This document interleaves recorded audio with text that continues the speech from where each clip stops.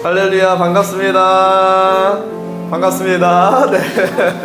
한 주간 잘 지내셨나요? 네, 오늘도 함께 예배 자리에 나온 옆 사람을 축복하면서 이렇게 인사하면 좋겠습니다. 잘 오셨습니다. 축복합니다. 잘 오셨습니다. 축복합니다. 축복합니다. 잘 오셨습니다. 네. 지난 한 주간 별일 없으셨죠? 다들 잘 지내신 것 같고, 우리 하이어처치 주요한 광고상 몇 가지 전달하고 우리 예배 자리로 나아가도록 하겠습니다. 먼저 지난주부터 우리가 주보를 가져가서 좀 말씀을 돌아보고 또 기도하는 그런 시간을 갖자고 했는데, 솔직히 조금 잘 됐나요? 네. 아, 그래요? 잘 됐다고 하시는 분도 있고, 저도 좀 잘 안 되긴 했었어요. 저도 주보를 가지고 계속 말씀을 생각하고 기도하기는 어려웠는데, 저도 어제 다시 한번 지난주 주보를 좀 봤거든요. 근데 주보 뒷면 한번 보실래요? 주보 뒷면에 보시면 기도 제목들이 쭉 있어요. 개인에 대한 기도 제목, 가정에 대한 기도 제목, 네, 어서 오세요. 또 이제 교회에 대한 기도 제목, 여러 가지 기도 제목이 있는데, 그것을 보면서 기도하시면은 여러분들이 매일매일 주일날 들었던 그 말씀을 따라서 개인적으로 또 가정을 위해서 또 교회를 위해서 기도하는데 유익이 있겠다 싶은 마음이 들더라고요. 그래서 여러분들이 주보 가져가신 거 가져만 가지 마시고, 이번 주에는 가져가셨으면은 가져가신 것을 가지고 기도도 해보시면 좋을 것 같습니다. 이어서 오늘은 예배 이후에 비전 기도회를 합니다. 비전 기도회는 뭐냐면 말 그대로 서로의 기도 제목을 나누면서 하나님이 하실 일들을 미리 바라보면서 기도하는 게 비전 기도회라고 생각하면 될 것 같아요. 그래서 우리 지난 한 주간 각자 워름 프로젝트라고 해서 기도의 시간을 갖는 시간이 있었는데, 그 시간이 어땠는지 같이 나누고, 개인적인 기도의 제목을 다시 한번 또 나누고, 그리고 한 사람 한 사람을 위해서, 이번에는 한 사람 한 사람을 위해서 좀 기도해주는 그런 시간으로 갖도록 하겠습니다. 그렇게 기도회를 갖고요. 기도회를 마친 이후에는 이번 주부터는 간단한 식사를 조금 준비해 주셨어요. 그래서 간단하게 식사를 하고 가실 분들은 편안하게 식사를 참여하시고 가시면 되겠습니다. 마지막으로 다음 주 화요일입니다. 다음 주 화요일에는 강남 제1요양병원에서 병상 세례식을 하게 됐어요. 병상 세례식이라는 건 뭐냐면 병원에 계시면서 예수님을 처음 믿는 그런 분들이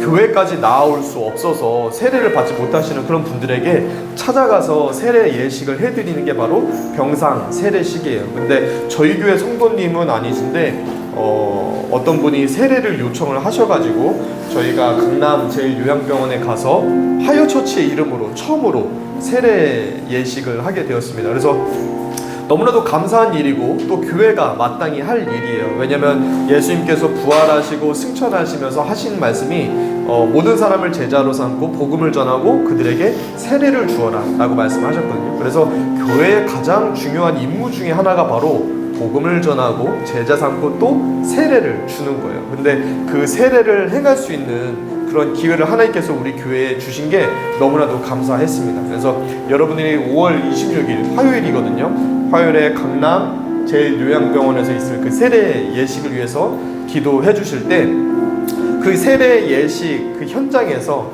하나님께서 구원의 기쁨이 넘치게 우리 가운데 임하는 것을 경험할 수 있게 해달라고. 그래서 세례를 받는 자든지 세례를 행하는 자든지 또 세례 예식에 함께한 모든 사람들이 구원의 기쁨을 함께 누릴 수 있게 해달라고, 천국의 기쁨을 경험하는 시간이 될 수 있게 해달라고 기도해 주셨으면 좋겠습니다.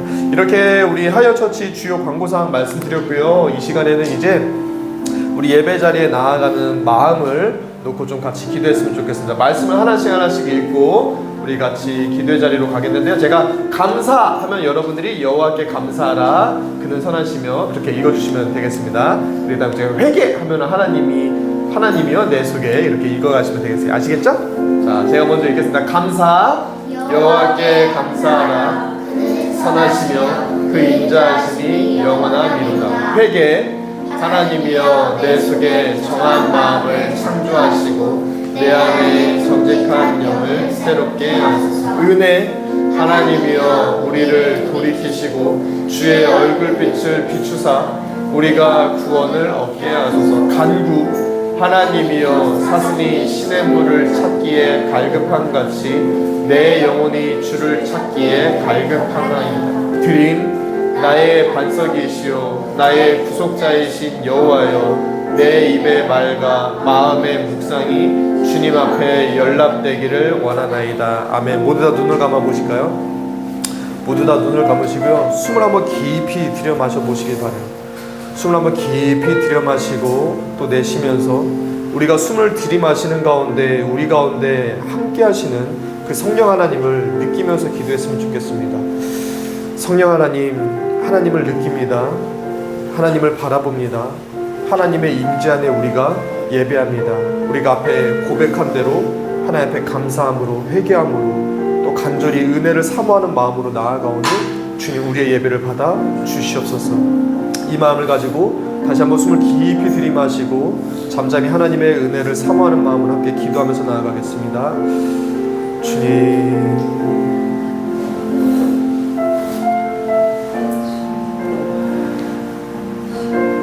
따뜻한 숨결 안에서 하나님의 임재를 경험합니다. 들이마시는 이 숨 안에서 영이신 하나님을 우리가 느낍니다. 경험합니다.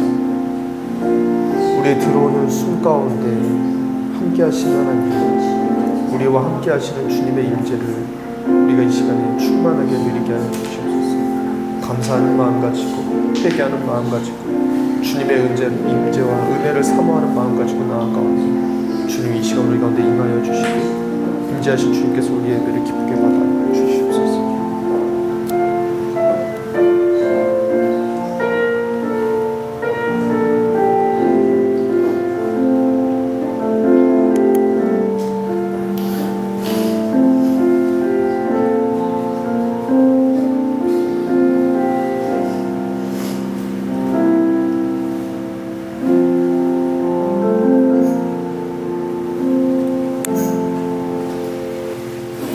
하나님, 오늘도 우리로 하여금 예배의 자리로 나올 수 있도록 우리에게 귀한 한 날, 한 생명을 허락하여 주심에 감사를 드립니다. 하나님, 지난 한 주간도 하나님의 은혜로 우리가 살아오게 하셨는데 지난 한 주간 동안 주님 앞에 부끄러운 우리의 모든 모습을 이 시간 고백합니다. 하나님, 우리가 하나님의 말씀을 알면서도 순종하지 못하였던 그 모든 시간들을 용서하여 주시고 때로는 우리가 알지 못하고 지었던 그 모든 죄까지라도 이 시간에 주님께 용서하여 주시기를 간절히 구합니다. 하나님, 이 시간 예수 그리스도의 보혈로 우리의 모든 죄가 덮여지고 오직 하나님께서 영광 받으시는 예배 되어질 수 있게 하여 주시옵소서. 하나님, 이 시간 우리의 마음을 다해 뜻을 다해서 살아계신 하나님만을 집중하며 하나님만을 높일 수 있도록 우리의 마음과 생각을 복잡하게 하고 방해하는 모든 악한 사단이 떠나가게 하여 주시고 우리로 하여금 이곳에 계신 하나님 한 분만 높이는 시간 되게 하여 주시옵소서. 오늘도 우리와 함께 하시며 모든 예배를 기뻐 받아주실 주님을 기대하며 예수님의 이름으로 기도합니다. 아멘.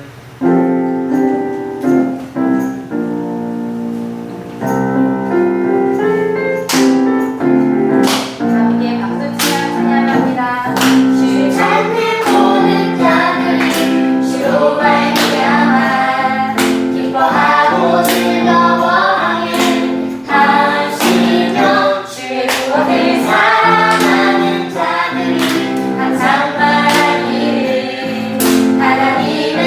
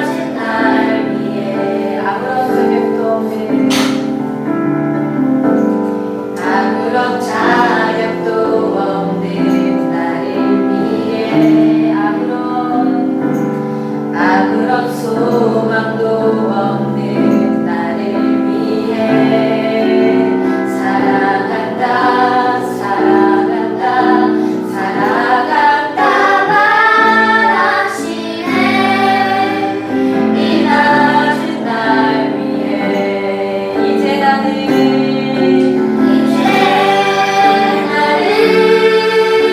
옛사람 아니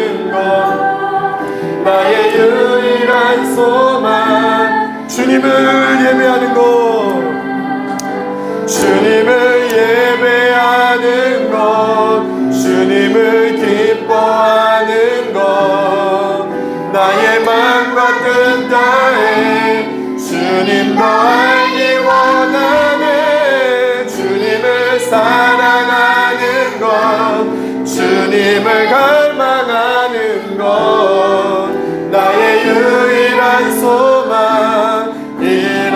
이 시간에 우리 같이 기도하면서 나아갑시다. 하나님 아버지, 주님을 예배합니다. 주님을 사모합니다. 주님을 갈망하는 마음 가지고 나아갑니다. 갈망하는 우리의 마음을 받아 주시옵소서. 이 마음을 가지고 주님의 이름 간절히 찾고 기도하면서 나아가겠습니다. 주여,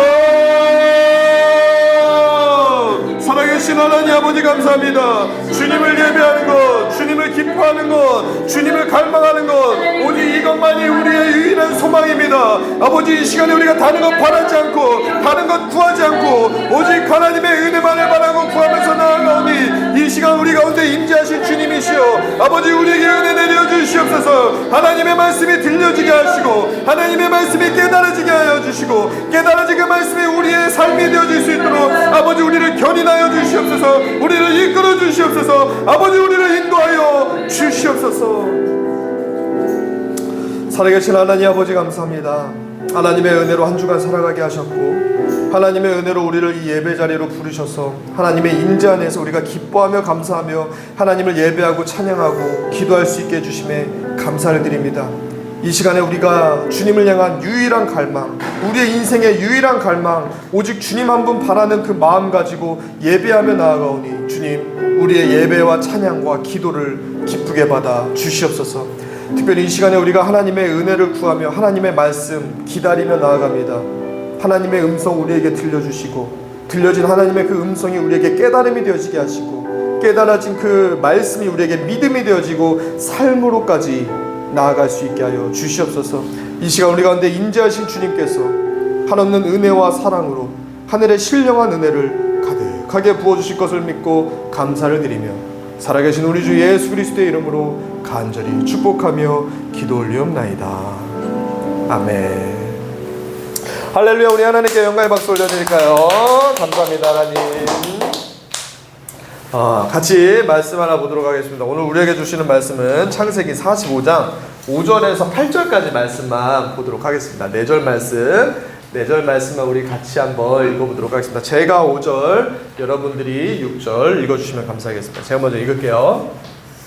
당신들이 나를 이곳에 팔았다고 해서 근심하지 마소서, 한탄하지 마소서. 하나님이 생명을 구원하시려고 나를 당신들보다 먼저 보내셨나이다. 이 땅에 2년 동안 흉년이 들었으나 아직 5년은 밭갈이도 못하고 추수도 못할지라. 하나님이 큰 구원으로 당신들의 생명을 보존하고 당신들의 후손을 세상에 두시려고 나를 당신들보다 먼저 보내셨나니. 같이 읽어요. 시작. 그런즉 나를 이리로 보내기는 당신들이 아니요 하나님이시라. 하나님이 나를 바로에게 아버지로 삼으시고 그 온 집의 주로 삼으시며 애굽 온 땅의 통치자로 삼으셨나이다. 아멘. 오늘 창세기 45장 5절에서 8절까지 말씀 가지고 하나님이 나를 보내셨나이다, 하나님이 나를 보내셨나이다 라는 제목으로 하나님 말씀 증거하도록 하겠습니다. 우리 먼저 말씀의 제목 가지고 옆 사람이랑 인사할까요? 하나님이 나를 보내셨습니다. 하나님이 나를 보내셨습니다. 하나님이 우리를 보내셨습니다. 여러분들 색깔 안경 써본 적 있죠? 색깔 안경 써보셨나요? 네. 색깔 안경 쓰면 어떤가요? 빨간 안경 쓰면 빨갛게 보이고 파란 안경 쓰면 파랗게 보이죠. 제가 어렸을 때는 이런 색깔 안경뿐만 아니라 올록볼록 안경이라는 게 있었어요. 올록볼록 안경. 이거는 제가 다시 찾아보려고 하는데 못 찾겠더라고요.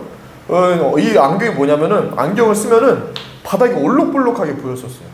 그래서 이 바닥이 올록볼록, 걸을 때마다 바닥이 올록볼록하고 막 바닥이 내 앞으로 다가오는 것 같아. 그래서 걷는 거를 똑바로 걷지 못하고 올록볼록하고 막 바닥이 올라올 것 같으니까 엉거주춤하면서 그렇게 걸어가게 만들었던 안경이 있었거든요. 이렇게 우리가 어떤 안경을 쓰느냐에 따라서 우리가 보는 게 달라지고 우리의 행동이 달라지는 것을 볼 수가 있어요. 그리고 이거는 우리의 인생도 마찬가지예요. 우리가 살아가는 인생 속에서 내가 나의 삶을 어떤 렌즈로 바라보냐에 따라서 우리의 마음이나 생각 또 행동이 달라지게 된다라는 거죠. 어떤 사람은 인생 살아가면서 인간적인 렌즈 또 세상적인 렌즈를 낍니다. 또 어떤 사람들은, 특별히 하나님을 믿는 사람들은 하나님을 믿는 믿음이라는 렌즈를 껴요. 그렇다고 한다면 같은 일, 특별히 고난이라고 하는 이 일, 같은 고난을 보더라도 인간적인 렌즈와 세상적인 렌즈를 낀 사람들은 원망과 불평이 생길 수 있어요. 또 불만을 느끼고 실망을 느끼고 또 미움 같은 것을 가질 수도 있어요. 그런데 하나님을 믿는 이 믿음의 렌즈를 낀 사람들은 동일한 고난을 보면서도 기대와 소망을 가지고 감사한 마음으로 안심할 수도 있다라는 거예요. 이것이 바로 믿음의 안경을 쓴 사람의 특징이다. 그리고 오늘 말씀에는 그렇게 인생의 많은 고난을 하나님을 믿는 그 믿음의 렌즈로 바라보고 바르게 해석하고 하나님 안에서 받아들이는 사람이 나오는데 그 사람이 바로 요셉입니다. 요셉. 네. 그래서 요셉의 이야기가 오늘 이제 마무리되고 다음 주까지 이제 진행이 되게 될 텐데, 요셉이 믿음의 렌즈를 가지고 자신 안에서, 자기 인생 안에서 발견한 것은 무엇이었는가? 오늘 말씀을 통해서 하나씩 살펴보도록 하겠습니다. 먼저 오늘 말씀의 배경에 대해서 여러분들에게 좀 설명을 드리도록 할게요. 지난주에는 요셉이 꿈을 꾸고 꿈을 해몽하죠. 그러고 나서 9년이라는 시간이 지난 상황이 오늘 우리가 본 말씀, 창세기 45장의 말씀입니다. 자, 9년 전, 우리에게는 지난주죠. 그때 어떤 일이 있었나요? 요셉이 꿈을 해몽하는데 어떤 꿈이었죠? 7년의 풍년과 7년의 흉년이 있을 거라는 그 꿈의 해몽이었었잖아요. 그리고 그 꿈 내용대로 7년의 풍년이 있고 7년의 흉년이 시작되던 차였어요. 네. 그래서 7년의 풍년 동안 이 요셉은 세금을 2배씩 걷게 했었잖아요. 이거에 대해서 사람들은 불만이 컸을까 아니면 어느 정도 받아들였을까? 어느 정도 받아들였어. 왜냐면 사람들이 원체 거두는 게 많으니까, 워낙에 풍년으로 자기가 거두들이는 게 워낙에 많으니까 2배를 세금으로 내도 그렇게 부족하지가 않은 거예요. 그러니까는 아주 경제가 잘 돌아갈 때는 세금을 많이 거둬도 이 애굽에서는 문제가 없었다라는 거죠. 그렇게 7년의 풍년이 지나고 나서 이제 흉년이 시작되어졌는데, 진짜 밭에 씨를 뿌려도 이 제대로 곡식들이 자라지 못하는 거예요. 그러면서 흉년으로 곡식을 거의 거두지 못하니까 그때부터 이 요셉은 7년 동안 모아들였던, 그 세금으로 모아들였던 그 곡식들을 사람들에게 되팔기 시작한 거예요. 싼값에 팔기 시작하니까 애굽에는 곡식이 넘쳐났던 거예요. 다른 나라에서는 막 먹을 게 없어서 굶어 죽어가고 있는데 애굽에만큼은 곡식이 가득하게 있어서 사람들이 굶어 죽지 않고 살아갈 수가 있었던 거죠. 그런데 이런 기근이 애굽에만 있는 게 아니라 애굽 주변에 있는 많은 나라들, 주변에 있는 다른 나라들에도 기근, 어려움, 흉년이 왔었다는 거죠. 그 흉년이 오니까 많은 사람들이 어디로 모여들었을까요? 이 애굽으로 몰려드는 거예요. 이 애굽으로 몰려들어서 이 애굽에서 곡식을 사가고 하니까 애굽은 점점 더 부자가 되어져 가기 시작한 거죠. 그렇게 하면서 애굽에는 곡식이 있다라는 소문이 들으면서 많은 사람들이 애굽으로 찾아오는데, 그 사람들 중에는 또 누가 있었냐면 가나안 사람들이죠. 이 야곱이 살고 있었던 그 가나안 지역에 있는 사람들도 막 이 애굽에 와가지고 곡식을 사고 가고 했었던 거예요. 그러면서 야곱도 소문을 들은 거예요. 이 가나안에서부터 애굽에 가서 곡식을 사온 사람들의 이야기를 듣고 나서 야곱도, 야, 애굽에 내려가면은 곡식이 있다라고 하던데, 이 야곱이 자녀들에게 말하는 거예요. 너희들 여기서 뭐 하냐? 애굽으로 내려가서 곡식을 좀 사와라. 해서 이 야곱의 아들들이 곡식을 사려고 이 애굽으로 내려갔어요. 자, 여기서 퀴즈. 오늘 아침에 우리 주일학교 학생들이 약간 좀 헷갈리는 게 있는 것 같아가지고 퀴즈를 낼게요. 자, 이때 애굽으로 내려갔던 야곱의 아들들은 몇 명이었을까요? 6명? 7명? 자, 힌트. 요셉이 몇째 아들이었을까요? 10째? 8째? 왜요? 아닌가? 요셉은 11번째 아들이었어요. 그렇다면 야곱의 아들들은, 애굽으로 내려간 아들들은 몇 명이었을까요? 10명. 10명의 아들들이 애굽으로 내려왔었던 거예요. 그렇게 애굽에 내려와 보니까 진짜 사람들이 엄청 많은 거예요. 사람들이 엄청 많아가지고 아주 줄을 길게 섰다가 아주 몇 시간, 오랜 시간 걸려가지고 드디어 이 곡식을 사러 이 곡식을 파는 애굽 그 왕궁 같은 데에 들어갔더니 거기에서 총리 한 사람이 곡식을 팔고 있었고, 이 총리가 또 보는데 10명의 남자들이 왔는데 이 남자들이 보니까 아는 사람인 거야. 일단 이때 당시에 이 곡식을 파는 애굽의 총리가 누구였어요? 요셉이에요. 요셉이 곡식을 맡아서 팔고 있는데 사람들을 다 한 사람 한 사람 딱 오면서 팔고 하고 있는데 10명의 남자들이 왔는데 이 10명의 남자가 낯이 익은 거야. 낯이 익어서 자세히 보고 곰곰이 생각하니까 누구였을까? 바로 요셉의 형들이었던 거야. 근데 이 요셉은 이 형들을 알아봤는데 형들은 이 요셉을 알아볼 수 있었을까 없었을까? 모르지. 왜요? 자기들이 종으로 팔았잖아. 아니 그냥 애굽의 노예로 팔았는데 애굽의 노예로 팔았던 그 동생이 애굽의 총리가 되었다라는 것을 상상도 할 수가 없었던 거죠. 또 그때 당시에는 뭐 신문이나 인터넷 이런 게 발달하고 그러지 않았으니까 그때 애굽이 된 사람이 뭐 가나안 출신의 누구다 이런 정보 소식이 없는 거예요. 그러다 보니까 이 형제들은 당연히도 그냥 애굽의 총리님이다 생각해가지고서 엎드려가지고서는 막 절을 하면서 저희에게 곡식을 좀 팔아주십시오 라고 하는데, 그때 이 요셉의 머리에 떠오른 게 있었는데 그게 뭐였을까? 요셉이 22년 전, 벌써 22년이야. 와, 요셉이 애굽의 총리가 된 지가 13년 만에 총리가 됐잖아요. 그러고 나서 7년의 풍년과 2년의 흉년이 지난 상황이니까는 22년이 지난 상황인 거야. 22년 만에 17살에 꿨던 그 꿈이 기억이 나는 거야. 형들의 곡식단이 어떻게 했어? 자기에게 절했잖아. 자기의 곡식단에게 이 꿈이 이렇게 여기서 이루어지는구나. 그거를 떠올리게 된 거야. 그러면서 이 요셉이 갑자기 형들에게 엄하게 말한 거야. 오호! 이놈들! 너희들은 정탐꾼이구나! 라고 말을 하는 거야. 갑자기 정탐꾼이라고요? 왜냐면은 그때 당시에는 실제로 이 요셉이 곡식을 팔던 곳이 이 애굽, 이집트에서 동쪽 그쪽이었는데 거기에는 여러 가지 다른 나라들과 접경 지역이었대요. 다른 나라하고 국경을 맞대고 있는 거예요. 그러다 보니까 많은 정탐꾼들이 실제로 와가지고 여기에 이 나라에 약간 좀 틈이 어디에 있나, 이 나라의 국경이 조금 취약한 곳이 어딘가, 이런 것을 조사하고 정탐하고 돌아가는 정탐꾼들이 많이 있었던 거예요. 그래서 이 요셉이 이걸로 이 형들에게 트집을 잡는 거예요. 너희들 정탐꾼이지? 너희들 보니까 곡식을 사러 온 게 아닌데 정탐꾼이지? 라고 말하니까 이 형제들이 자기들이 정탐꾼이 아니라는 걸 밝혀야 되잖아. 그러니까는 자기들의 신상을 막 공개하는 거예요. 우리는 이런 사람입니다 라고 하면서 말을 하는데 뭐라고 하냐면, 아닙니다, 저희는 정탐꾼이 아니라 저기 가나안이라는 곳에서 온 사람들입니다. 저에게는 아버지가 한 분 계시고요, 저에게는 12형제가 있는데 한 명은 옛날에 없어졌고 또 한 명은, 막내 아들은 지금 아버지와 함께 있습니다. 그래서 저희가 10명만 온 겁니다 라고 말하는 거예요. 그러니까 요셉이 이걸 가지고 진짜 어허! 이것 봐. 이게 너희들이 정탐꾼이라는 거야. 너희들이 만약에 12형제 중에 한 명은 없어지고 11명이 있다고 한다면 11명이 와야지 왜 10명이 오냐? 내가 너희들을 어떻게 믿을 수 있냐?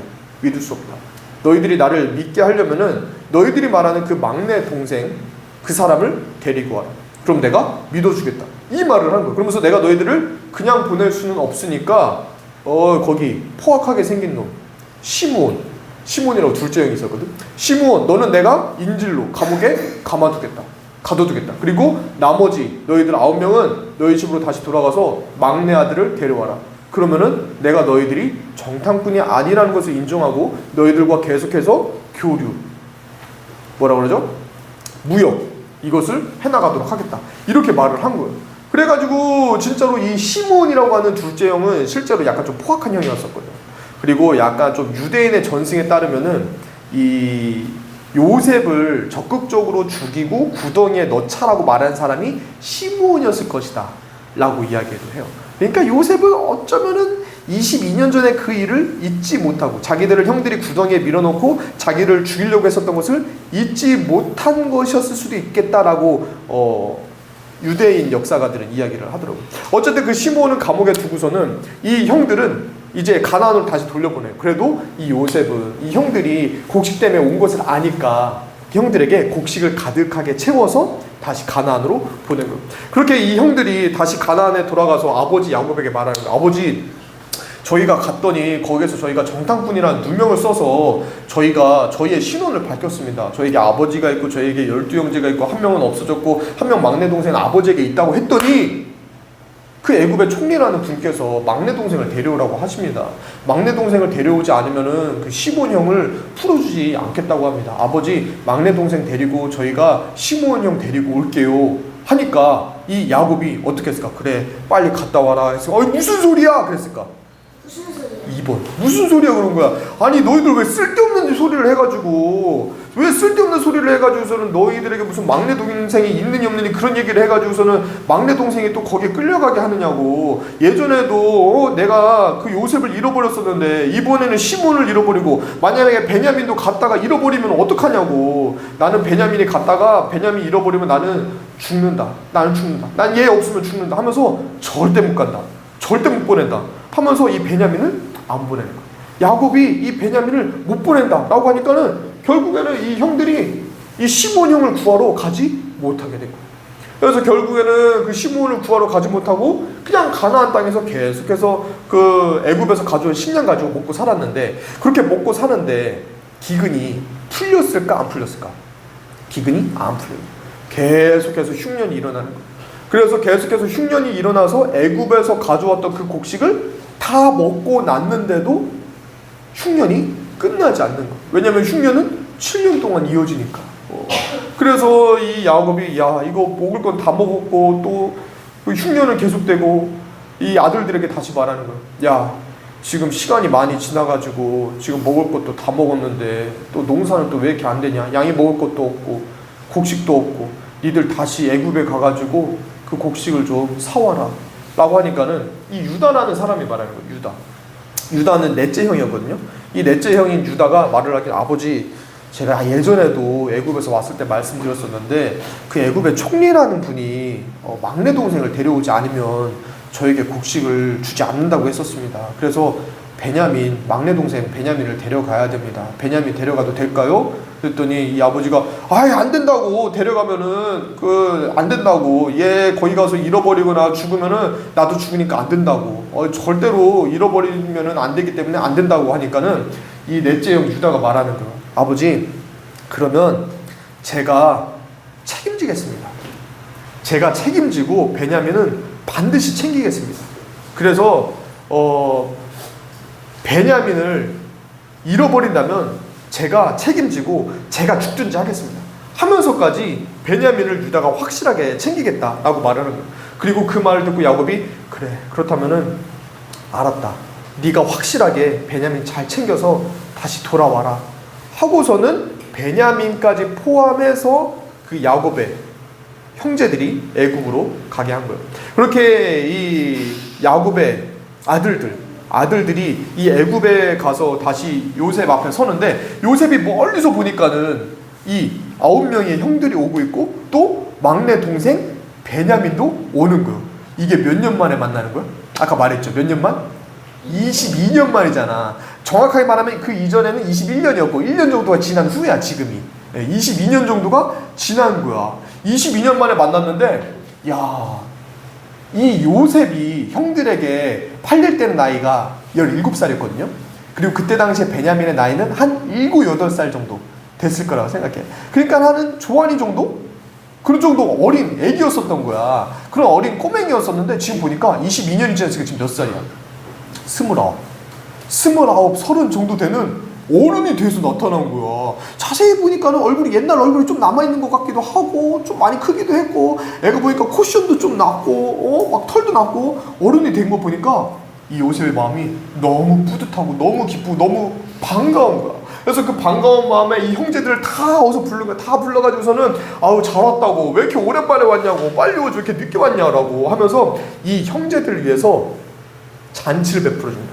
이 형제들을 위해서 식사 자리를 베풀어주고, 그러면서 많은 음식을 베풀어주고 같이 이제 먹을 것을 먹는데, 특별히 베냐민은 다른 형제들보다 먹을 것을 5배나 더 많이 준 거야.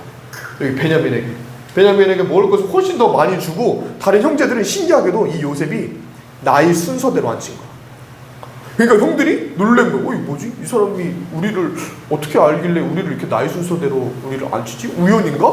하면서 형들을 나이 순서대로 안 치고 시므온도 이제 풀어주고, 시몬도 풀어줘서 거기에서 같이 이제 먹고 마시면서 식사 자리를 즐겁게 가지게 된 거야. 그러면서 이 요셉이 종에게 말한 거야. 이 사람들이 가져온 낙이랑 낙타 그런 데다가 모든 곡식이랑, 그리고 이 사람들이 곡식을 사려고 가져왔던 돈까지 다 다시 집어넣어라. 그리고 베냐민의 자루에다가는 은잔을 하나 몰래 넣어놔라. 이야기를 한 거야. 보여? 은잔을 하나 몰래 넣어놔라 라고 말을 한 거야. 그렇게 은잔을 하나 몰래 넣어놓고 그날은 이 형제들이랑 같이 이렇게 식사를 먹고 같이 이야기를 하고 즐거운 시간을 보냈어. 그렇게 하룻밤을 보내고 다음날 아침이 되자마자 이 요셉이 이 형제들을 떠나보낸 거야. 자, 어제는 아주 즐거운 날이었습니다. 여러분들 이 곡식 가지고 여러분들의 아버지하고 맛있게 잘 먹으면서 잘 지내시길 바랍니다. 잘 가세요. 빠이빠이 짜이찌 하면서 보내버린 거야. 이게 보내고서 이게 한참 이렇게 쭉 가고 있는데 이제 그 요셉이 종을 시켜서 말을 하는 거야. 야, 쫓아가서 너희들이 왜 나의 은자를 훔쳤냐 라고 그들에게 말해. 그리고 그들에게서 은장과 함께 그 형제들을 다 데려와 라고 요셉이 종에게 시켜서 말하는 거야. 그리고 이 종은 진짜 이 요셉의 말대로 쫓아간 거야. 막 따가닥 말을 타고서 쫓아가가지고서는 그 형제들에게 막 소리치는 거야.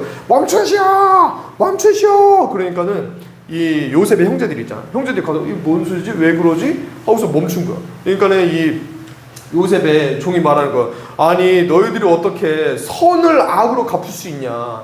우리 주인님이 너희들에게 그렇게 선하게 해주셨는데 너희들은 어떻게 선을 악으로 갚냐? 라고 말하면서 너희들 중에 하나가 우리 주인님의 은잔을 훔쳤다. 어떤 놈이냐? 라고 말을 하는 거야. 그러니까는 은잔을 훔친 사람이 있어요, 없어요? 없잖아. 없으니까는 아니 무슨 말씀이십니까? 우리는 정말 받은 은혜가 많아서 감사하게 돌아가는데 우리 중에 은잔을 훔친 사람 누구 있어? 너가 훔쳤어? 그러니까 누가 훔쳤다 그래? 아무도 안 훔쳤다 그러지. 아니요 안 훔쳤어요. 우리는 모두 안 훔쳤어요. 그러면서 우리는 결백합니다. 만약에 은잔을 훔친 놈이 있으면 그 놈은 죽고 우리는 모두 주인님의 그 총리님의 종이 될 것입니다 라고 아주 떳떳하게 당당하게 말을 한 거예요. 그래서 그때부터 이 요셉의 종들이 자루를 다 뒤지기 시작한 거예요. 자루를 첫째 거부터 뒤지기 시작해서 또 극적으로 하려고 첫째 르우벤 거부터 뒤지고 시므온 거 뒤지고 레위 거 뒤지고 그리고 또 유다 거 뒤지고 하는데 아무리 이 자루를 뒤져도 은잔이 있어요 없어요? 은잔이 없는 거. 그렇게 5째 6째 7째 8째 9째 10째 하고 마지막 베냐민의 자루만 남았어. 베냐민의 자루를 뜯고 그 자루를 다 뒤집어서 곡식을 다 털었는데 그 안에서 뭐가 나와? 은잔이 나온 거야. 은잔이. 야, 베냐민 것까지 안 나왔으니까, 앞에 10사람 것이 안 나왔으니까 이제 우리는 자유다, 우리는 누명에서 풀려진다라고 생각했는데 가장 중요한 베냐민, 절대로 잃어버리면 안 되는 이 베냐민의 자루에서 은잔이 나왔던 거야. 형들의 얼굴이 새까매졌어. 태양이 뜨겁기 때문에 새까매진 게 아니라 당황해서, 그리고 너무나도 놀래서, 그리고 죽었다. 큰일 났다. 다른 사람은 몰라도 베냐민은 안 되는데 그 마음 가운데 형들이 완전히 아연실색한 거야. 막 그러면서 입을 벌리고 막 당황하고 놀래가지고 표정이 다 굳어진 거야. 그 상태로 막 자기들의 옷을 찢고 당황한 상태로 이 요셉 앞으로 갔어. 요셉 앞으로 가가지고서는 다들 엎드려가지고서는 죄송합니다, 잘못했습니다, 이게 도대체 어떻게 된 일인지 모르겠습니다, 우리는 이것을 넣지 않는데 이게 왜 들어갔는지 모르겠습니다, 베냐민 너 진짜 네가 넣은 거야? 그러니까 베냐민도 아니라고, 내가 넣은 거 아니라고 막 그러는 거야. 그래서 우리 중에서 아무도 그런 일이 없는데 왜 이런 일이 생겼는지 모르겠습니다. 하지만 어쨌든 우리의 짐 속에서 그 총리님의 은잔이 나왔으니까 베냐민 은잔이 나왔으니까 정말 죄송합니다, 이 말을 한 거예요. 그러니까는 이 요셉이 생각보다 침착한 거야. 요셉이 생각보다 침착하게, 그래 알았다, 뭐 너희들이 다 종이 될 필요는 없고 저 은잔을 훔친 베냐민 한 명만 남고 니들은 그냥 다 가라 라고 이야기를 한 거야. 그러니까 요셉은 어쩌면은 유일하게 자기에게 해를 끼치지 않은 사람이 베냐민이었잖아요. 그쵸? 그러니까 요셉의 처음 마음은 어쩌면 형제들은 그냥 돌려보내고 베냐민 한 명만 데리고 같이 나중에 살려고 하는 마음이었을지도 모르겠어요. 근데 그 마음 가운데 그냥 베냐민, 그리고 또 자기의 유일한 친동생이니까 어머니가 같은 유일한 동생이거든요, 이 베냐민이. 그래서 이 베냐민만 데리고 살아야지라는 그런 마음으로 어쩌면 요셉은 이러한 계획을 짰을지 모르겠는데, 요셉도 생각하지 못했던, 상상도 못했던 일이 일어나기 시작한 거예요. 그건 뭐냐면 아까 유다 있었죠. 유다가 이 애굽에 내려오면서 아버지에게 한 말이 있었잖아. 아버지, 베냐민이 잘못되면 제가 책임지겠습니다. 그 이야기를 유다가 했었잖아요. 그 말대로 유다가 일어나서 말을 하는 거예요. 총리님이시여, 제발 한 번만 기회를 주십시오. 이 베냐민은 저희 아버지가 사랑하는 아들입니다. 예전에도 아들이 하나 있었는데 그 아버지의 아들 하나가 있었는데 그 아버지 아들을 잃어버리고 나서 아버지가 정말 죽다 살아나셨습니다. 아버지가 그 아들을 잃어버리고 나서 오랫동안 괴로워하고 정말 죽을 것 같다가 간신히 살아나셨습니다. 그리고 남은 유일한 아들입니다. 자기들은 아들로 아버지가 별로 생각하지 않는다.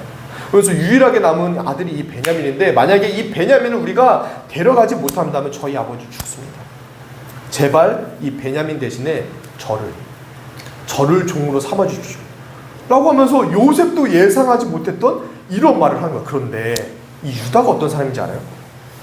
이 유다가 어떤 사람이냐면, 그 가룟 유다랑 이름은 같아요. 그런데 이 유다가 어떤 사람이냐면 22년 전에 이 요셉이 구덩이에 있었잖아요. 그 구덩이에 있을 때 이 요셉에 대해서, 우리가 요셉을 여기서 죽이면 뭐해? 그냥 저 상인들에게 팔자. 저 상인들에게 팔아서 우리가 돈이나 얻자 라고 말을 했던 사람이 유다였어요. 그러니까 이 요셉을 애굽에 팔자라고 첫 번째로 말한 사람이 바로 유다였었다란가. 근데 그 유다가 지금 22년 만에는 사람이 어떻게 바뀌었는지, 자기가 동생 베냐민을 지키겠다고 자기가 나서서 자기의 이익이 아니라 자기 희생으로 자기를 바치고 자기가 대신 죽겠다라고 말을 하는데, 이 모습이 요셉에게는 너무나도 기가 막히고 너무나도 이해가 되지 않는 거야. 그래서 요셉이 막 가슴이 답답하고 막 어떻게 해야 될지를 모르겠는 것 같은 거야. 그래서 요셉이 갑자기 막 소리를 막 지르기 시작했어. 그 속이 얼마나 답답하고 그 속이 얼마나 힘들었는지 막 소리를 지르기 시작한 거야. 막 소리를 지르면서 여기에 있는 사람들 다 나가라는 거야. 여기 있는 사람들 다 나가라. 그러니까 이 형제들도 나가려고 하니까 니들은 가만히 있어. 형제들에게 너희는 가만히 있고 나머지 종들은 다 나가라. 봐봐. 여기 종들 여기 있었는데 다 나가버렸지. 다 나가라. 그래서 다 나가버린 거야. 다 나가버리고 이 형제들만 남아있는 거야. 이 형제들만 남아있는 상황 속에서 요셉이 말하는 거야. 형제들, 나요, 요셉. 내가 당신들이 애국으로 판 요셉이. 그 이야기를 한 거야. 아니, 이 형제들은 그때까지 이 총리가 요셉이라는 걸 알았을까 몰랐을까? 몰랐지. 이름도 몰랐어. 이 사람은, 요셉은 그 이름도 애굽식 이름으로 바꿨었어. 애굽식 이름으로 바꾸고 그냥 총님으로 알고 있었는데, 이 사람이 요셉의 이름을 형제들이 요셉의 이름을 말한 적도 없으니까 당연히 알 리도 없는데, 왜냐면은 자기들의 동생이 죽었다라고 할 때도 요셉이 죽었다가 아니라 자기 동생이 옛날에 있었는데 없어졌다, 죽었다 이렇게 이야기했었거든. 그러니까 요셉의 이름을 말한 적이 없으니까 알 리도 없는데, 이 총리님이 내가 요셉이다 라고 밝히는 거야. 그러면서 그 과거까지도 찝어내는 거야. 당신들이 나를 애굽으로 판 요셉입니다 라고 이야기를 하는 거야. 그러니까는 이 이야기를 들었을 때 이 형제들의 마음은 어땠을까? 야, 우리는 드디어 살았다라는 생각이, 야, 우리 죽었다였을까? 1번 2번이지. 죽었다지. 왜? 누가 이 요셉을 애굽에 팔았어요? 형들이 이 요셉을 애굽에 팔았잖아. 그러니까는, 야, 우리가 애굽으로 판 이 요셉이 이제는 세계 최고의 실세인 애굽의 총리가 되었네. 우리를 죽이는 거는 쉬워, 어려워? 너무 쉬운 거지. 그러니까 우리는 죽었다 하면서 완전히 망연자실하고 정말 완전히 얼굴이 새까매진 채로 이걸 어떻게 해야 되나 그렇게 당황한 표정으로 그렇게 있는데, 이 형들에게 요셉이 하는 말이 더 놀라워. 내가 너희들을 당장 죽여버리겠다. 가 아니라, 여러분들이 나를 애굽으로 판 것으로 인해서 여러분들 근심하지 마십시오. 한탄하지 마십시오. 왜냐하면 내가 여기에 있는 것은 여러분들이 나를 애국으로 팔았기 때문에 내가 여기 있는 것이 아니라 하나님이 생명을 살리시려고 나를 먼저 이곳에 보내셨기 때문에 내가 이곳에 있는 것입니다. 그러니 여러분들 두려워하지 말고 걱정하지 마시고 불안해하지 마십시오. 이 이야기를 하는 거예요. 그러면서 계속해서 이 요셉이 반복하는 건 뭐냐면은 하나님이 하신 것이다. 여러분들이 나를 이곳에 보낸 것이 아니라 하나님이 하신 것이다. 내 삶에 일어난 이 일은 여러분들 때문에 일어난 것이 아니라 하나님이 생명을 보존하시려고 여러분들의 자녀와 우리의 후손들을 살리시려고 하나님께서 나를 이곳에 생명을 구원하시려고 보내신 것입니다 라고 하면서 나에게 가까이 오시오. 가까이 왔죠? 네. 가까이 오시오라고 말하고서는 이 요셉이 베냐민을 끌어안고 우는 거예요. 베냐민을 끌어안고 울고 또 형제들을 끌어안고 우는 거예요. 그것이 오늘 우리가 같이 본 말씀의 전체적인 내용이에요. 이 이야기를 가지고 우리가 얻을 수 있는 교훈을 두 가지만 한번 좀 살펴보려고 해요. 오늘 우리가 같이 나눈 이 말씀을 가지고 우리가 생각해 볼 수 있는 교훈, 첫 번째는 뭐냐면 내 삶의 주관자는 내가 아니라 하나님이시다라는 거예요. 같이 읽어볼까요? 시작. 내 삶의 주관자는 내가 아니라 하나님이시다라는 거예요. 오늘 말씀에서 마지막 부분에 보면은 요셉이 형제들에게 당신들이 나를 이곳에 팔았다고 함으로 두려워하세요라고 해서 두려워하지 말라고 그랬어요. 두려워하지 마세요. 한탄하지 마세요. 근심하지 마세요. 라고 하는 거예요. 왜냐하면 당신들이 나를 이곳에 판 것이 아니라 누가 나를 이곳에 보냈다? 하나님이 주어가 뭐냐면 당신들이 나를, 여러분들 주어가 뭔지 알아요? 은는 이가가 붙는 것이 주어죠. 그렇죠? 그래서 내가, 너가, 당신이 이런 게 주어야. 근데 이 주어가 당신들, 형제들이 아니라 하나님이라는 거예요. 하나님이 생명을 구원하시려고 하나님의 큰 구원으로 당신들의 생명과 후손을 세상에 남겨두시려고 나를 이곳에 보낸 것이다. 내가 주어가 아니라 나는 목적어인 거야. 그러면서 나를 이리로 보내시는 이는 당신들이 아니라 누구다? 하나님이시다. 이렇게 말을 하는 거예요. 인생의 주어가 나인 사람은 이렇게 그 인생에 대한 질문과 해석이 달라지는 거예요. 인생의 주어가 먼저 사람인 경우에는 삶의 문제가 생겼을 때 이렇게 생각해요. 나에게 왜 이런 일이 일어나지? 인생의 고난이 생겼을 때 인생의 주어가 나이거나 세상 또는 사람인 경우에는 나에게 왜 이런 일이 일어났지? 질문하면서 스스로 실망하고 분노하고 또 좌절하고 누군가를 미워하고 증오하는 일들이 생긴다는 거예요. 그런데 내 인생의 주어가 내가 아니고 세상이 아니고 사람이 아니라 하나님이 될 때, 나의 삶의 문제, 어려움이 왔을 때 그 질문 자체가 달라지는 거예요.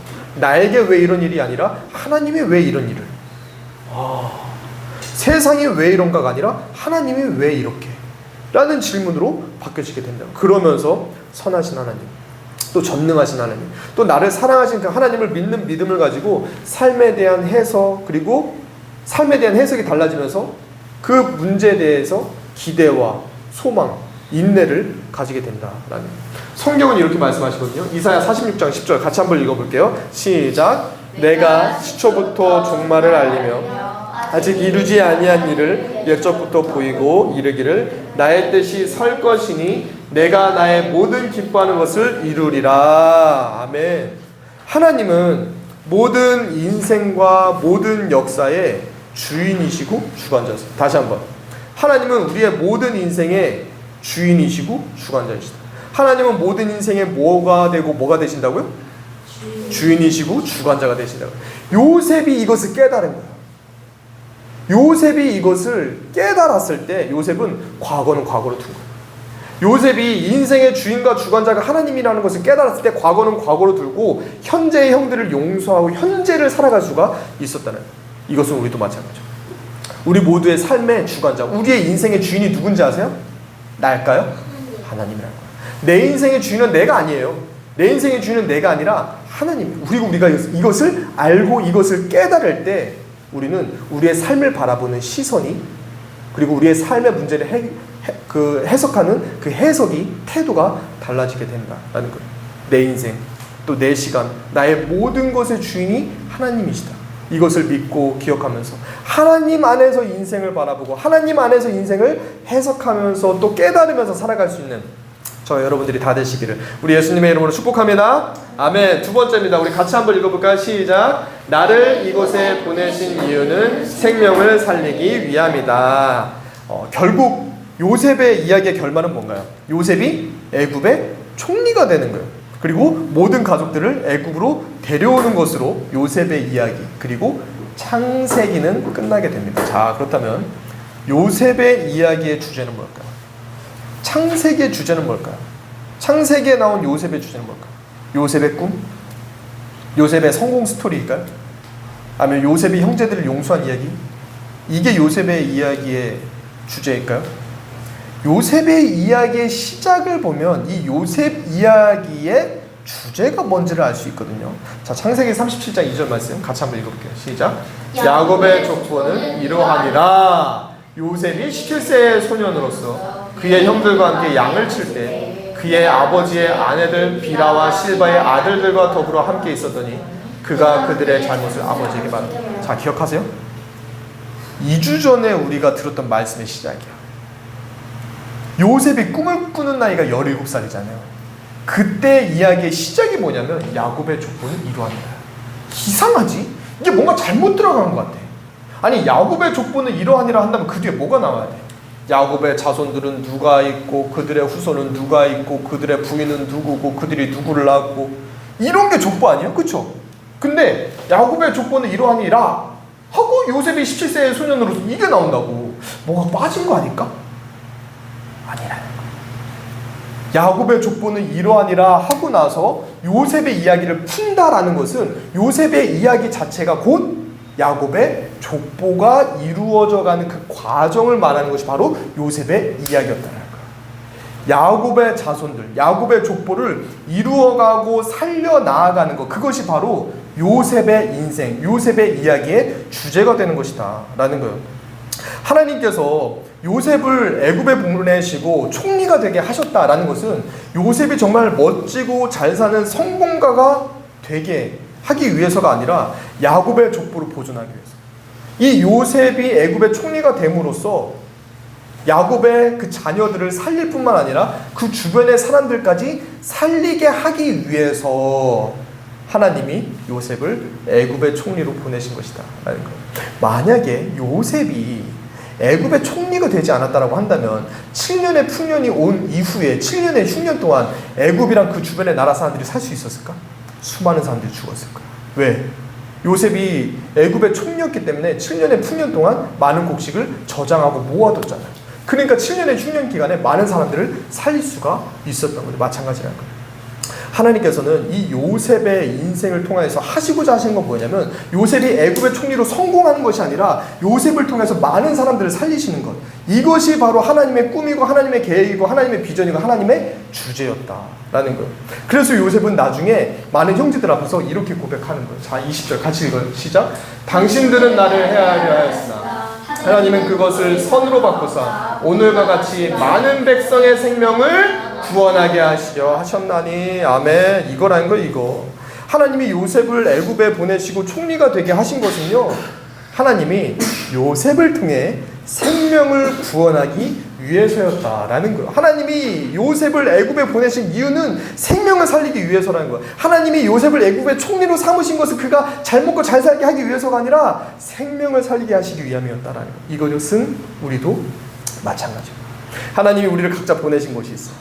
하나님이 우리를 보내신 그 가정, 하나님이 우리를 보내신 그 교회, 하나님이 우리를 보내신 그 학교, 또 하나님이 우리를 보내신 이 지역, 이 지역으로 우리를 보내시고 그 가정으로 우리를 보내시고 그 학교로 보내시고 우리를 이 교회로 부르신 것은 이곳에서 우리끼리 잘 먹고 잘 살고 우리끼리 행복해라, 이것이 하나님의 목적이 아니라 우리가 있는 그 자리에서 생명을 살리라고 하나님은 우리를 그 가정으로, 그 학교로, 그 교회로, 그 지역으로 우리를 보내신 줄로 믿습니다. 아멘. 그래서 우리가 늘 생각해야 될 것은 이거예요. 어떻게 하면 우리가 생명을 살릴 것인가?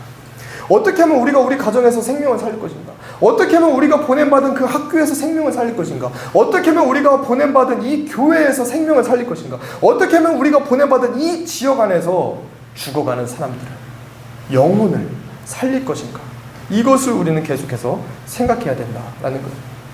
하나님이 우리를 이곳에 보내신 이유, 그것은 성공하게 하기 위해서가 아니라 생명을 살리게 하기 위해서이다. 이것을 기억하시고 부름받은 곳, 보내어진 곳에서 생명을 살리고 영혼을 살리는 일에 충성되게 귀하게 쓰임받을 수 있는 저와 여러분들이 다 되시기를 우리 예수님의 이름으로 축복합니다. 아멘. 말씀을 맺겠습니다. 오늘은 제가 지난번에도 광고했었는데 오늘은 성령 강림 주일이에요. 성령 강림 주일이 어떤 날인지 아세요? 성령님 오신 날이에요. 맞아요. 예수님께서 부활 승천하시고 나서 10일이 지났어요. 예수님께서는 부활 승천하시면서 성령님을 보내주시겠다라고 약속을 하셨거든요. 그리고 그 약속하신 그대로 10일 이후에 성령님이 오신 것을 기념하는 날이 바로 성령 강림 주일이에요. 그런데 우리가 성령 강림 주일은 단순하게 성령님이 오셨다 이것만을 기념하는 날이 아니에요. 성령 강림 주일은 뭐냐면 예수님이 또 하나님이 계획하시고 섭리하시고 약속하셨던 것이 결국 드러나고 성취되었다. 뭐로? 성령님이 오심으로. 예수님이 약속하셨던 그 성령님이 우리에게 오심으로써 하나님의 그 모든 섭리와 계획이 드러나고 이루어졌다. 그것을 기념하면서 기뻐하면서 감사하면서 드리는 주일이 바로 성령 강림 주일이다라는 거예요. 자, 그렇다면 우리 가운데 오신 그 성령님이 하시는 일이 뭘까요? 우리 가운데 오신 성령님이 하시는 일이 여러 가지가 있어요. 여러 가지가 있지만 그 중에 우리가 오늘 말씀으로 나눈 것이 대표적인 거예요. 먼저 성령님은 따라해볼까요? 깨닫게 하신다. 성령님은 우리를 깨닫게 하세요. 요셉은 그 꿈을 깨달았어. 22년 동안 그 꿈의 의미를 몰랐어. 사실 요셉은. 근데 22년 만에 형제들이 자기들의 앞에 와서 엎드리는 그 모습을 보고 나서 그때서야 그 꿈을 깨달은 거예요. 그 꿈을 깨닫고 그리고 나중에는 형제들이 변화되어진 그 모습을 통해서 요셉은 깨닫게 된 거예요. 아, 내가 총리가 되어진 것은 우연이 된 게 아니구나. 아, 내가 총리가 되어진 것은 나 혼자 잘 먹고 잘 살기 위해서 되어진 것이 아니구나. 하나님의 꿈이 이루어진 거구나. 하나님의 꿈은 나를 통해서 사람들을 살리는 것이구나.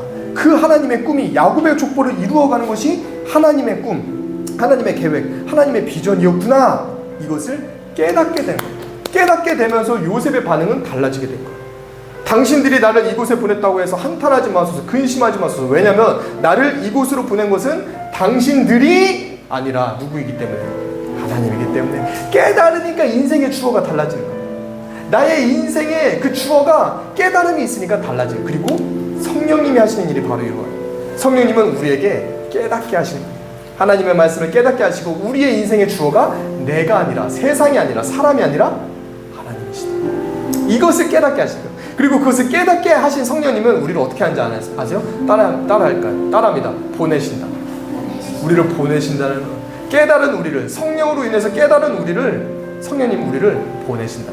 가정으로, 교회로, 지역으로, 학교로 보내신 거예요.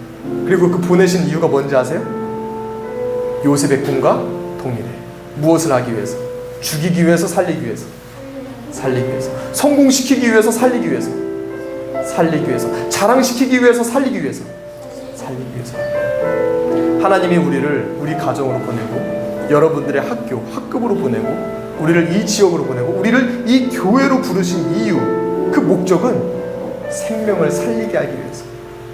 그리고 성령님이 하시는 일이 바로 그것이다라는 거예요. 성령님은 우리를 깨닫게 하세요. 그리고 성령님은 우리를 사명의 자리로 보내시는 거예요. 그리고 그 사명의 자리로 보내시는 이유를 단순하게 우리에게 성공하고 잘 먹고 잘 살라고 보내시는 것이 아니라 우리를 통해서 생명을 살리려고 성령님은 우리를 사명지로 보내신다라는 거예요. 이것을 여러분들이 잊지 않으셨으면 좋겠어요. 하나님은 우리 모두에게 꿈을 주셨어요. 그 꿈이 뭡니까? 그 꿈은 단순한 장래 희망이 아니에요. 그 꿈은 하이어의 꿈이에요. 그리고 이 하이어의 꿈은 단순히 그 이름 그대로 우리끼리 좋고 우리끼리 잘 먹고 하이어, 우리끼리 더 높은 곳에 가서 우리끼리 만족하자라는 게 하이어가 아니에요. 우리는 하이어라는 꿈을 꾸면 꿀수록 더 낮은 곳으로 가야 돼요. 더 낮은 곳으로 가서 우리는 생명을 살리고 영혼을 살리는 그런 일들을 해야 된다는 거예요. 하나님의 계획과 섭리를 깨닫고 우리의 인생의 주어는 내가 아니라 하나님이다 인정하고 우리를 보내신 그곳에서 사람을 살리고 영혼을 살리는 게 바로 하이어의 꿈, 하나님의 꿈, 하나님의 비전이다라는 거예요. 이 하나님의 꿈과 비전, 하이어의 비전, 하나님을 믿는 믿음의 그 안정을 가지고 바라보면서 믿음으로 깨닫고 믿음으로 보내어진 그 자리에서 믿음으로 영혼을 살리고 생명을 살리는 일에 요셉처럼 쓰임받을 수 있는, 또 성령을 받은 사도들과 제자들처럼 쓰임받을 수 있는 저 여러분들이 다 될 수 있기를 우리 예수님의 이름으로 축복합니다. 아멘. 오늘 말씀 생각하면서 같이 찬양하고 기도했으면 좋겠는데요. 기도를 멈추지 마라 라는 찬양을 같이 하길 원하는데, 성령님께서 우리 가운데 임하실 때까지 기도하라 말씀하신 대로 제자들은 기도하는 가운데 성령을 받았습니다. 그리고 요셉도 그 꿈이 이루어질 때까지 기도하는 삶을 살았을 거예요. 그리고 그렇게 기도했을 때 결국에는 하나님께서 그 인생을 역전시키시고 바꾸시고 그 하나님의 뜻을 깨닫는 인생이 되었어요. 그것을 우리가 생각하면서 같이 찬양하고 기도하면서 나아가겠습니다. 기도를 멈추지 마라. 함께 찬양합시다. 기도를 멈추지 마라. 기도를 멈추지 마라. 눈앞의 상황이 마음을 눌러도 원망치 마라. 너의 입을 지켜라. 저들은 너의 입을 보고 있다. 마음을 뺏기지 마라. 마음을 뺏기지 마라. 내가 널 도우지 않는단 소리에 너의 모든 게 불리해도 너는 기도를 계속해라. 너 기도를 멈추지 마라. 너 기도를 멈추지 마라. 내가 너의 그 모든 상황을 바로 역전시키려네. 너의 노를 멈추지 마라. 내가 잠시도 모든 걸 지켜보고 있어. 한번 찬양합시다. 너 기도를 멈추지 마라.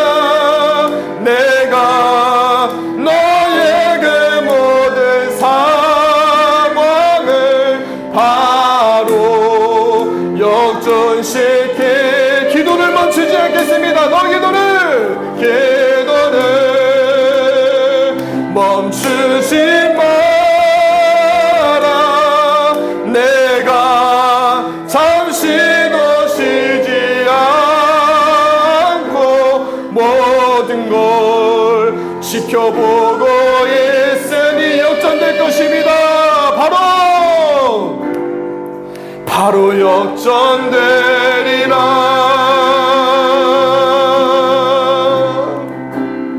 우리 같이 기도의 제목을 함께 읽고 기도했으면 좋겠습니다. 우리 개인을 위한 기도인데요. 같이 읽어볼까요? 시작. 내 삶의 주인이 내가 아니라 하나님이심을 늘 기억하게 하시고 어떤 상황에서도 믿음으로 인생을 바라보게 하소서. 성령께서 말씀을 깨닫게 하시고 인도하여 주셔서 두려움보다 믿음과 소망으로 살아가게 하소서. 하나님께서 나를 보내신 자리에서 한 영혼을 사랑하고 생명을 살리는 사명을 충성되게 감당하게 하소서. 오늘 우리가 들은 말씀 기억하면서 또 기도를 멈추지 말라라고 우리에게 권면하신 그 하나님의 음성을 따라서 이 시간에 주님의 이름 간절히 찾고 함께 기도하면서 나아가겠습니다. 주여, 하나님 아버지 감사합니다. 하나님 아버지, 오늘 우리에게 주신 그 말씀을 생각하면서 기도합니다. 하나님 아버지, 요셉의 삶을 돌아보면서 요셉의 삶을 생각하면서 하나님 아버지 우리가 기도합니다. 하나님 아버지, 내 삶의 주인이 내가 아니라 하나님이심을 우리가 기억합니다. 나의 인생의 주어가 내가 아니라 세상이 아니라 사람이 아니라 하나님이 우리의 인생의 주어가 되어주게 하여 주셔서 우리가 어떤 상황 속에서도 믿음으로 인생을 바라보면서 하나님이 생명을 살리려고 나를 그곳에 보내셨다. 나는 그 믿음과 그 마음을 가지고 나아가는 우리 모두가 되어주게 하여 주시옵소서. 주시옵소서. 하나님 언제나 주님의 마음을 깨닫는 우리가 되어지게 하여 주시옵소서. 말씀을 깨닫게 하여 주시고 인도하여 주셔서 하나님 우리가 두려움보다는 믿음과 소망으로 이 땅을 살아가게 하여 주시고, 하나님께서 나를 보내신 그 자리에서 영혼을 사랑하고 영혼의 생명을 살리는 그 사명을 우리가 충성되게 감당할 수 있도록 하나님 아버지 우리에게 은혜를 허락하여 주시옵소서. 우리가 인생 살아가면서 이해되지 않는 상황과 억울한 일들이 우리 앞에 많이 있는데 하나님 그 일들 앞에서 우리가 원망하면서 불안의 안경을 쓰는 것이 아니라 하나님을 신뢰하는 믿음을 가지고 믿음의 안경으로 우리의 모든 상황과 삶을 바라볼 수 있는 그 믿음의 눈을 주님을 허락하여 주시옵소서. 내 인생의 주어는 하나님께로 온전히 내어드리고 하나님 아버지 주님을 믿는 믿음 가지고 살아가게 하여 주시옵소서. 요셉이 고난의 시간 속에서도 하나님의 섭리를 발견했던 것처럼 하나님 아버지 나의 실패와 아픔과 상처가 하나님의 손 안에서 사명으로 바뀌는 것을 주님 우리가 경험하게 하여 주시고, 성령님께서 내 안에 거하시면서 언제나 말씀을 깨닫게 하여 주시옵소서. 성령님께서 보내신 그곳에서 우리가 사람을 살리고 영혼을 살리는 일에 충성되고 성실하게 사명을 감당하는 믿음의 사람, 하나님과 사람들에게 칭찬받는 사람이 우리 모두 되어줄 수 있도록 주님 은혜 허락하여 주시옵소서. 이어서 우리 교회를 위해서 같이 기도했으면 좋겠습니다. 우리 교회를 위한 기도 제목 같이 한번 한 목소리로 읽어볼까요? 시작. 하여 처치가 하나님의 주권과 섭리를 신뢰하며 어떤 상황 속에서도 믿음으로 나아가게 하소서. 성령님께서 주시는 말씀을 깨닫고 순종하며 성령의 인도하심을 따라가는 교회 되게 하소서. 하나님께서 하여 처치를 이 지역에 보내신 뜻을 따라 복음을 전하고 영혼을 살리는 생명 공동체로 귀하게 쓰임받게 하여 주소서. 이 기도의 제목들을 생각하면서 우리 하여 처치가 하나님의 말씀 깨닫고 하나님의 말씀을 따라서 생명 살리고 영혼 살리는 교회가 되어지게 하여 주시옵소서. 주님의 이름 간절히 찾고 기도하면서 한 번 더 나아갑시다. 주여, 주님,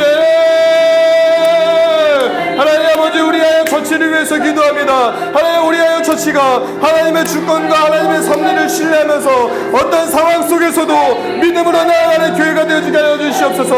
우리의 처치가 성령님께서 주시는 그 말씀을 깨닫게 하여 주시고 깨달은 그 말씀에 순종하면서 성령님의 인도함을 따라가는 교회가 우리의 처치가 되어지게 하여 주시옵소서. 하나님 아버지 우리의 처치가 하나님께서 보내신 이 지역에 하나님 아버지 보내신 그 뜻을 따라서 복음을 전하게 하여 주시고 영혼을 살리는 생명 공동체로 하나님 아버지 우리가 쓰임받을 수 있게 하여 주시옵소서. 하나님 아버지 우리의 처치가 요셉처럼 하나님의 큰 그림을 하나님의 꿈을 바라보는 공동체가 되어지게 하여 주시고 하나님 우리가 각자 부름받은 그 자리에서 하나님의 보내신 사람으로 살아가면서 한 영혼의 생명을 살리는 일에 충성되게 감당하는 우리의 처치가 되어질 수 있게 하여 주시옵소서.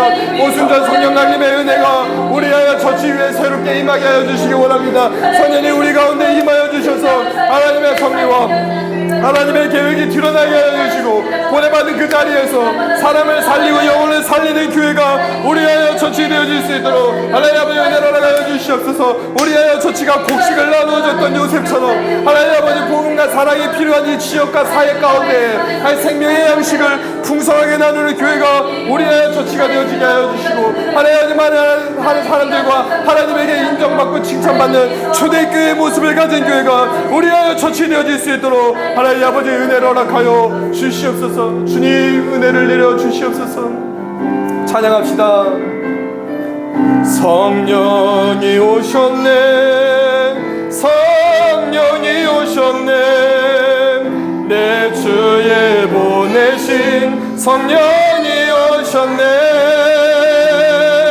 우리 인생 가운데 진이 찾아오셔서 그 나라 꿈꾸게. 우리 두 손 높이 들고 다시 한번 찬양합시다. 성령이 오셨네, 성령이 오셨네, 아멘. 성령이 오셨네, 내 주에 보내신 성령이 오셨네. 우리 인생 가운데 신이 찾아오셔서 그 나라 꿈꾸게 하신 우리 가정을 위해서 기도합시다. 성령님 임하여 주시옵소서. 성령님 우리 가정 가운데 임하여 주시옵소서. 주시옵소서. 성령님 우리 가정 가운데 임하여셔서 우리 가족 모두 깨닫게 하시고 깨달음을 따라 하나님의 인도함 받아가게 하여 주시고 우리 가정을 부르신 그 부름의 자리에서 생명 살리고 영혼 살리는 일들이 일어나게 하여 주시옵소서. 다시 한번 주님의 이런 간절히 찾고 기도하면서 나아갑시다. 주여, 주님,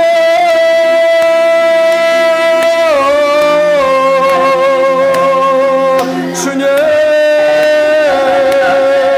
주님, 아버지요, 깨어진 가정들을 위해서 기도합니다. 하나님 아버지, 하나님의 뜻을 알지 못하는 가정들을 위해서 기도합니다. 하나님 성령을 부어주시옵소서. 성령을 충만하게 부어주시옵소서. 불같은 성령님, 바람같은 성령님, 비둘기 같은 성령님 임하여 주시옵소서. 성령님이 바꿔주시옵소서. 성령님 새롭게 하여 주시옵소서. 성령님 고쳐주시고 성령님 임재하여 주셔서 예배하는 가정 되게 하여 주시고 기도하는 가정 되어지게 하여 주시옵소서. 성령님 임재하여 주셔서 생명 살아나는 가정 되어지게 하여 주시고 영원히 살아나는 가정들이 되어지게 하여 주시옵소서. 우리의 가정의 주인이 하나님이심을 인정하면서 모든 계획을 하나님께 맡기고 신뢰하는 가정이 되어지게 하여 주시옵소서. 우리 가정 모두가 성령님의 인도하심 가운데 말씀을 사랑하고 기도하는 믿음의 가정 되어지게 하여 주시고 우리의 가정이 서로를 살리고 세워주는 사랑의 통로 되어지게 하시고 우리 가정을 통하여서 생명의 복음을 흘러가고 우리 가정을 통하여서 생명이 살아나고 영원히 살아나는 은혜 역사가 있어질 수 있도록 하나님 은혜를 내려주시옵소서.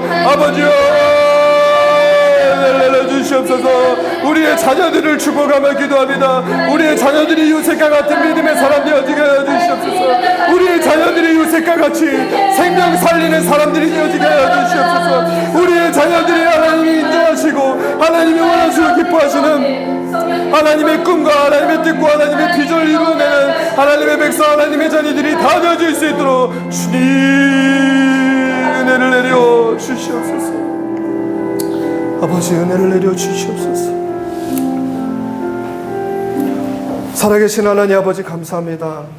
성령 강림 주일 예수님께서 약속하셨던 그 성령님 우리에게 보내주셔서 우리로 하여금 말씀을 깨닫게 하여 주시고 또 깨달은 그 말씀 붙잡고 우리를 사명의 자리로 보내주시고 보냄받은 그 사명의 자리에서 우리가 생명을 살리고 영혼을 살리는 인생 되어지게 하심에 감사를 드립니다. 하나님 우리가 보냄받은 그 자리에서 요셉과 같이 하나님이 원하시고 기뻐하시는 인생을 살아가는 우리 모두가 되어지게 하여 주시옵소서. 특별히 우리의 자녀들을 축복하며 기도합니다. 하나님 우리의 자녀들이 요셉과 같은 인생 되어지게 하여 주시옵소서. 하나님과 사람들에게 인정받고 칭찬받을 뿐만 아니라 하나님의 꿈과 하나님의 비전대로 그들이 있는 곳에서 생명을 살리고 영혼을 살리는 일에 귀하게 크게 쓰임받는 인생들이 우리 자녀들의 인생 되어질 수 있도록 주님 한없는 은혜와 사랑과 축복 허락하여 주시옵소서. 그렇게 하나님께서 우리를 향하신 하나님의 뜻과 계획과 비전들이 온전히 이루어지게 하심에 감사를 드리며 살아계신 우리 주 예수 그리스도의 이름으로 간절히 기도 올리옵나이다. 아멘. 이 시간에 우리 찬양하면서 준비하신 예물 하나님께 올려드리도록 하겠습니다.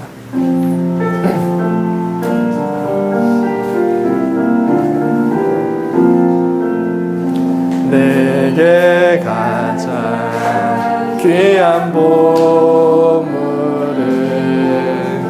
아낌없이 기쁘게 드려요.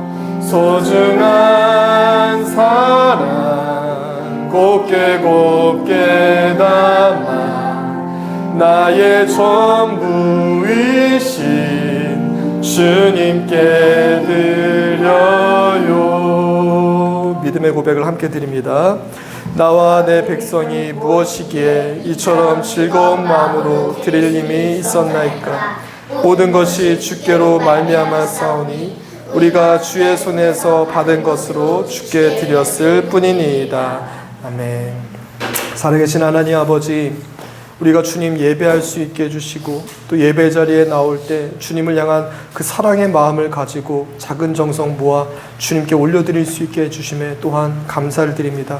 우리가 주님께 마음 모아 드리는 이 작은 예물이 하나님께서 원하시고 기뻐하시는 일들에, 특별히 영혼을 살리고 생명을 살리는 일들에 부족함 없이 풍성하게 쓰임받을 수 있도록 주님 은혜 허락하여 주시옵소서. 감사헌금을 한 이들의 삶 가운데 감사가 더욱 넘치게 하여 주시고, 11조를 드린 그 손길들 가운데 하나님이 주인이심을 고백하며 드린 예물이오니 그들의 삶 가운데 더욱더 주님이 주인 되어 주셔서 모든 것 주관하시고 책임져 주시는 것들을 경험하면서 살아갈 수 있게 하여 주시옵소서.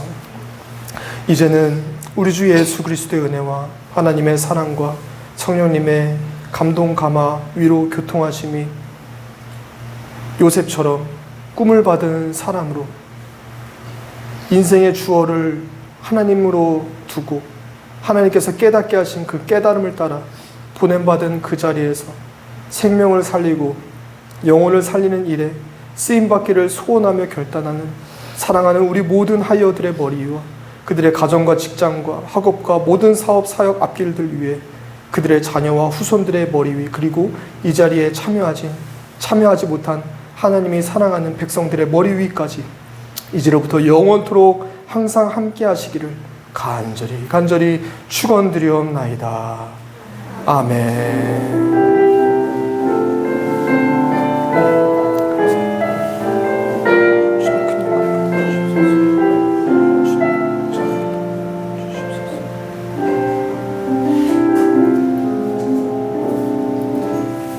감사합니다. 우리 하나님께 큰 박수로 영광 올려드릴까요? 하나님 감사합니다. 하나님 오늘 영광 받아주세요. 감사합니다.